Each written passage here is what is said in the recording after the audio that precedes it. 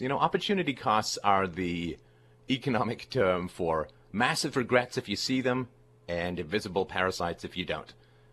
Right, so opportunity costs are like, you know, the government spends, as it tends to, about $1 billion to create 1,000 temporary jobs. Then everyone who gets those jobs says, wow, government spending's fantastic, there's a visible benefit to this. And the 10,000 permanent jobs that would have been created if the money hadn't been stolen from the productive, well, people don't really see that, and it takes a higher order level of thinking to look for the hidden costs rather than the visible benefits. That's really the basis and trick of economic thinking. But I would like to torture you with something even more fundamental than that. So Lyndon Johnson in the mid-60s put in the Great Society, which was, you know, massive welfare programs fundamentally. This is during the middle of a war in Vietnam, which ground on for, what, almost another decade. So massive social spending along with an imperial war that really didn't need to be fought. Huh, what does that sound like? In the First World War, a war that didn't really need to be fought, European governments had to go off the gold standard because they didn't want to cancel their massive social programs at the same time as fighting a war. Ooh, what does that sound like? 2003, massive social programs. George Bush, I guess it was contemplating, had recently put in a massive expansion in prescription drug subsidies for the elderly. And they fought a war, and there were no tax increases, and so on. And so how many people can say, well, I'm unemployed and don't have a house because the government printed so much money that it didn't have to raise taxes because it didn't want me to choose between social programs and war. As of 1965, the number of Americans living below the poverty line had been declining continuously since the beginning of the decade, and was only about half what it had been 15 years earlier. I really, really want that to simmer like a brand on your forehead.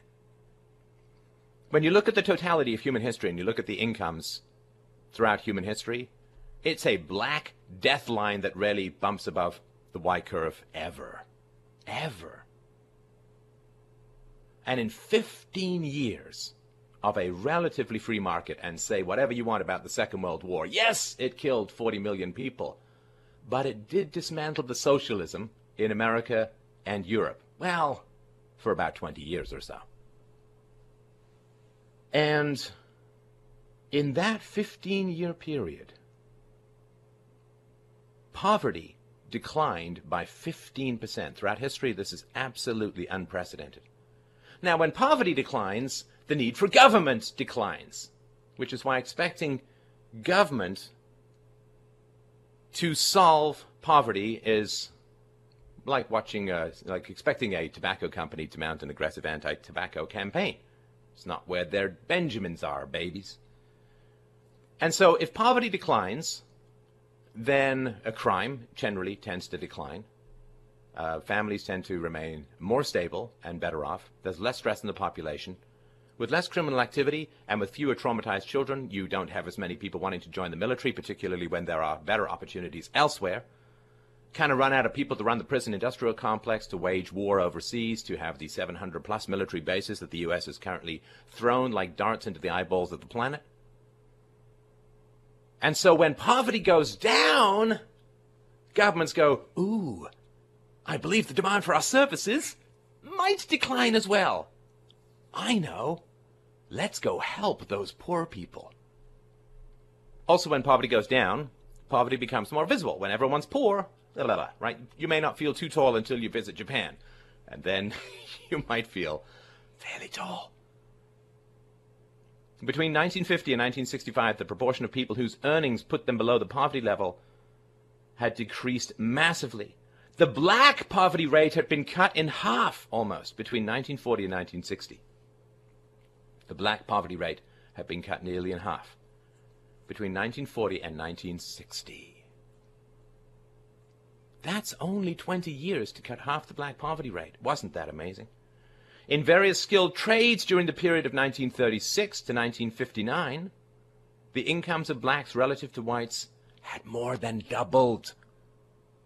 More than doubled. The representation of blacks in professional and other high-level occupations grew more quickly during the 5 years preceding the launch of the war on poverty than during the 5 years thereafter. See, it's really not that hard to help the black community. All you have to do is look back 2 generations and see, wow, they were doing great. They were doing fantastically.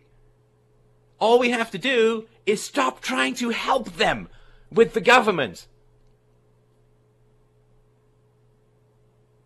That's all we have to do, is let free association, the market, and a lack of government interference, and they rise in freedom. Wasn't that the dream of Martin Luther King Jr.? To be judged not by the color of your skin, but by the content of your character. When the government steps in to help the poor, it creates a massive bureaucracy that profits from the existence of poverty. It creates a voting-dependent base of the least competent and least mature elements of that poverty demographic.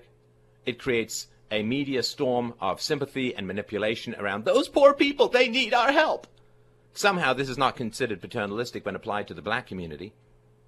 I don't think the black community needs our help. In fact, I think they're drowning in our help and dying in our help. Although help is it's pretty insulting to call government forced redistribution of income help.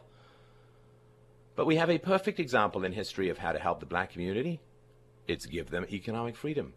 Get rid of the minimum wage, get rid of union restrictions, get rid of the poverty programs, which truly are poverty programs run by the state. Let charity, opportunity, voluntarism, free trade, and the efficiency of uncoerced economic interactions free the blacks, the Hispanics, the Mexicans, the whites, the world. We already know how to do it. It's just everybody who suggests it is suddenly called a racist, because we're looking at facts and looking at reality and looking at empirical data and trying to help the world in reality rather than in sophistry.